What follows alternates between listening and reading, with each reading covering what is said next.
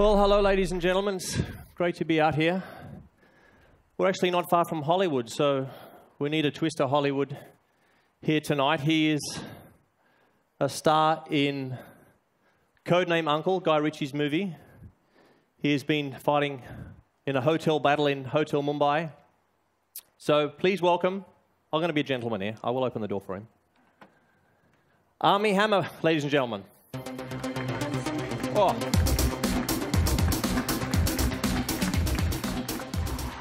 So, mate, that was a pretty tough drive for me, but did you enjoy it, and what do you think of it? I mean, I don't know if you can tell. I'm still smiling. I feel like a kid in a candy shop when I'm in one of these. I mean, it's fantastic. Very gracefully done, by the way. Thank you. Yeah.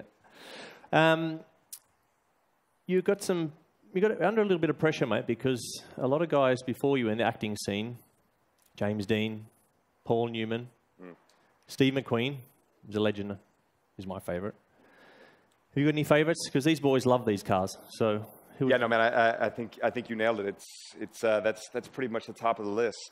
You know, Paul Newman for me will always be a personal hero and a favorite, and also as someone who loves cars, knowing that one of your heroes is also a car enthusiast and a great driver is fantastic. I know you did one of your first drives in a 356, right?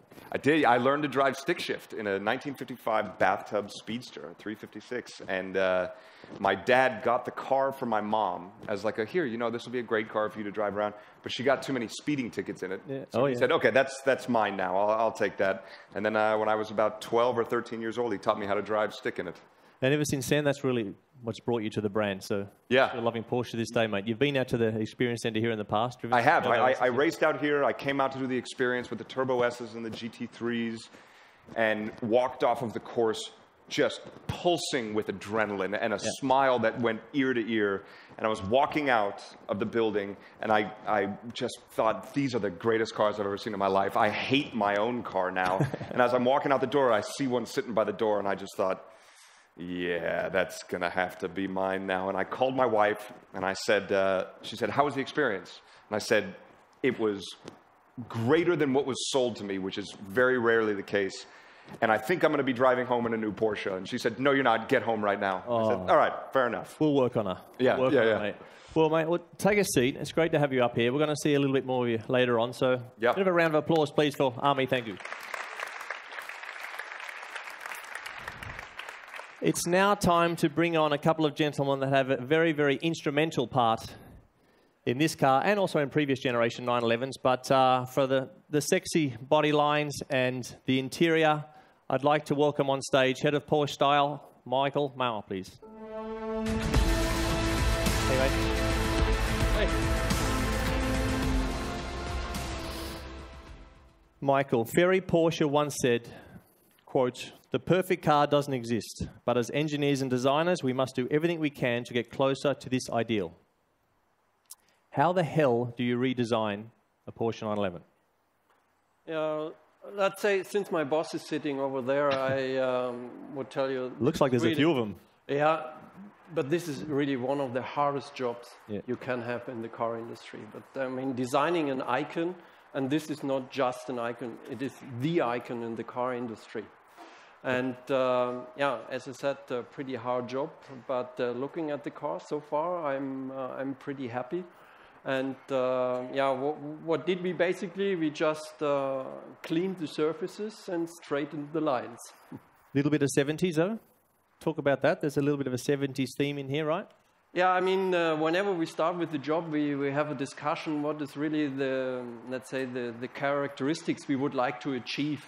And then we said the car should become more muscular and should look more compact. And we looked at the history and found out that the 930, the first turbo, is really the car that inspired us a lot with its extended wheel arches and this narrow waist and this very expressive Coke bottle shape. So that was really the car we had all the time with us in the studio. Sounds cool. Little pit stop with you, please, Michael. I want to introduce now an individual that's had, I mean, he's got one of the best nicknames ever. Can you imagine having a nickname called Mr. 911? I mean, that's a pretty cool nickname, isn't it? 15 years he's been involved in the last 3 lines of the 911. Please welcome on stage August Achleiner. August.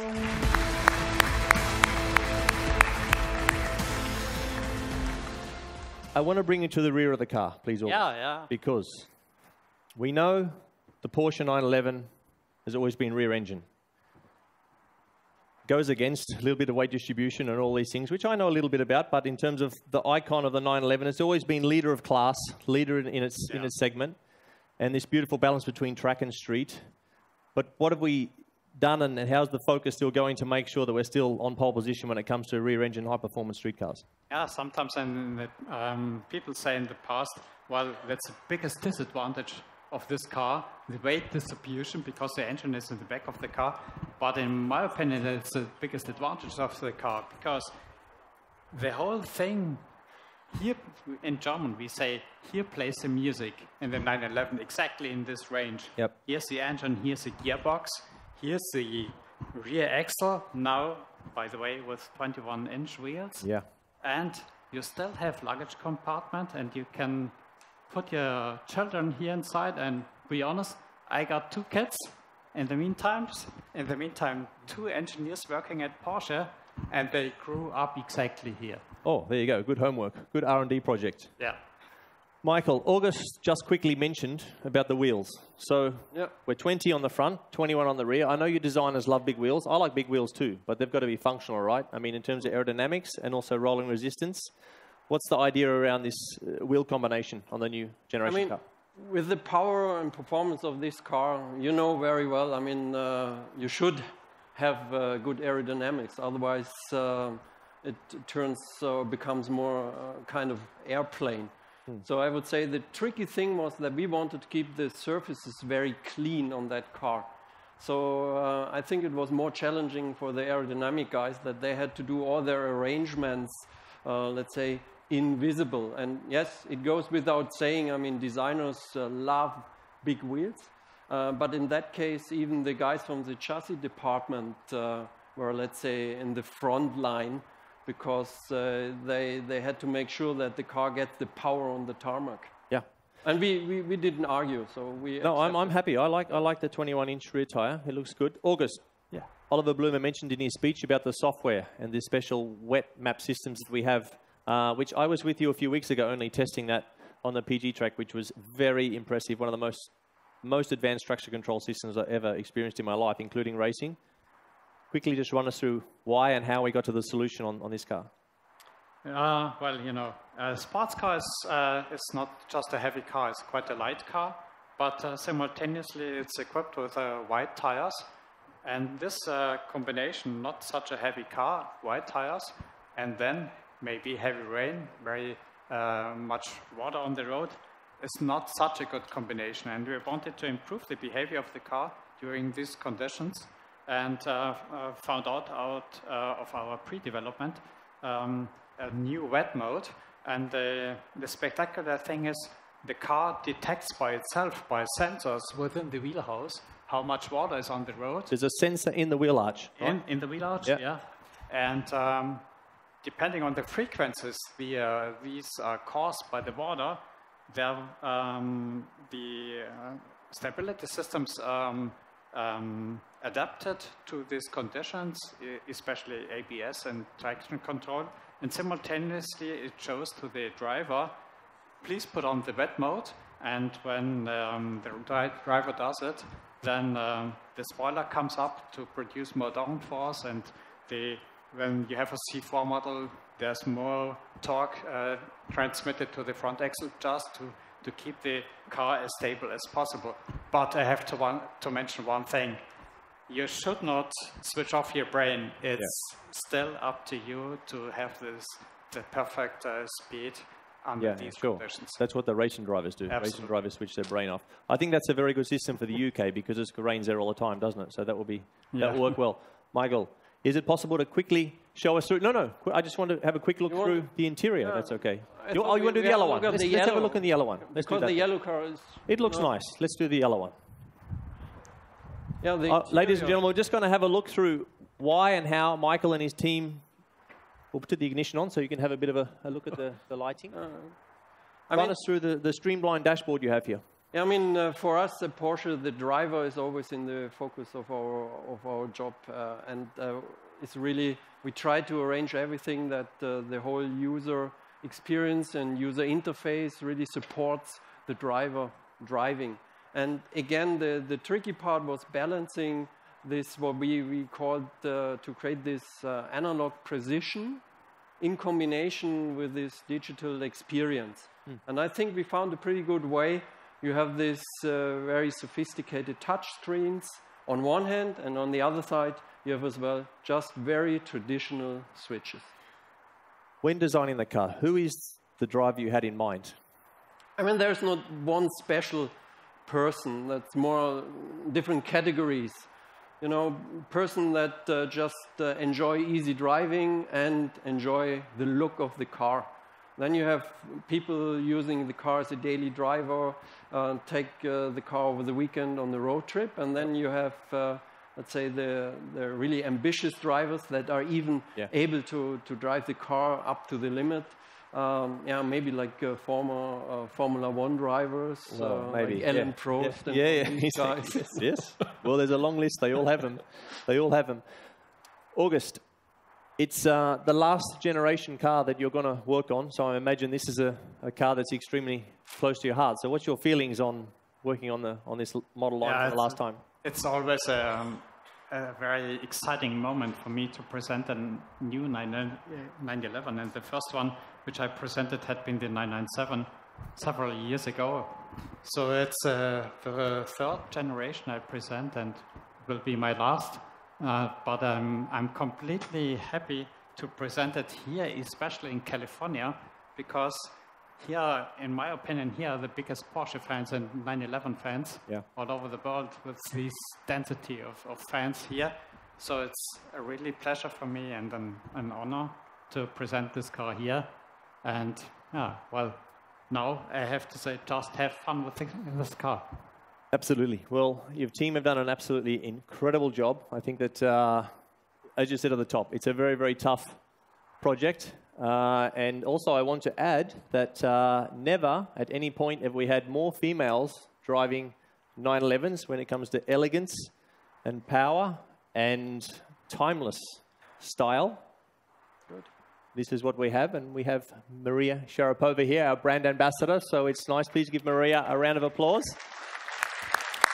So it's a car for everyone, and thank you very much, guys. If you want to take a seat, and thank you. See you at the bar.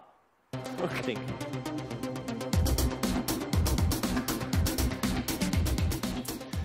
Well, ladies and gentlemen, there's one thing that we haven't spoken about with the Porsche 911. We've covered pretty much everything, and that's sound, acoustics. You heard the unbelievable sound system when the cars come through on the demonstration there. But Walter Roll, our racing legend, our Porsche friend, said once, quote, "The loveliest sound of all is starting the engine. That deep bumbling, simply unforgettable." So I'd like to ask Army again. You can come back on the stage, buddy. Sound. You're in the movie, sound, dramatic, cinematics, acoustics. What's the 911 sound for you? I mean, he's right. When you start a 911, it's such a distinctive note, you hear it. If you're driving a car and you get passed, which if someone is driving a 911, they will pass you, you can recognize the engine note always. It's got such a wonderful sound coming out of that straight six, and it's distinctive. You can hear the history behind it. You can hear the sound of the car. It sounds aggressive and warm, but also you can pull up and it's understated, but if you get on it, you know, it makes a terrific noise. When you first come on, you said your wife didn't let you buy one. Yeah. So you're under pressure now. I mean, you have to buy one of these, aren't you, or not? Yeah, where do I put my credit card? Let's do this right now. There's a credit card machine on the way out. Perfect. So, is this color okay? Can I sleep at your house for the next couple of days? Is that all right? I don't have a house here, mate. I don't have a house here. So, the color's okay? Yeah, the color's fine. Good, okay. Yeah. I mean, look, I'd take it in any color at this point, to be perfectly honest. August mentioned as well, I mean, the knowledgeable audience that we have here in the West Coast and in California here of the enthusiasts and just so much background of Porsche in this part of the world. You know, Southern California, linked to Southern Germany. It's amazing how the love for this brand is so deep in this part of the world, isn't it? Yeah. You know, if you have a fantastic car like this, you want to be able to drive it. And arguably, Southern California has some of the best roads. I mean, you've got the canyons, you've got the PCH, driving down next to the ocean. On this, with your windows down, you get the ocean breeze, you hear the sound of your car. It all goes part and parcel for just a terrific experience of being behind the wheel and enjoying the car. Well, thank you very much, mate. I totally agree. If it's okay, buddy, you can final little round of applause for Army. Can I stay next to the car? You can do what you want, mate. You can do what you want. So that really wraps up our formalities out here. I just want to mention that the board members now will be available for photographs. We're going to open up the workshops. They're going to be available for you to go through with all of our Porsche experts. The historical section as well, go through the journey of that, have a look at how extensive that is. We've got the best guys in the world to run you through that as well. The new apps that Oliver Blumen spoke about, the 360 Plus and also the Road Trip app and also the Impact program that he mentioned about, you can have a little bit more information on that. My personal favorite is the VR. Put the goggles on, take the car for a lap around the track, which is pretty sensational, so give that a bit of a blast. And the workshops, actually, back to those, they run every 30 minutes, so they are rotating through, so really have a look at those. They're in Spanish, Chinese, English, and German, so we've got everything covered. No Australian, but I can help you out with that if you want. And there's plenty of food, a little bit of drink, so please have a really special night, and thanks for joining us. Thank you.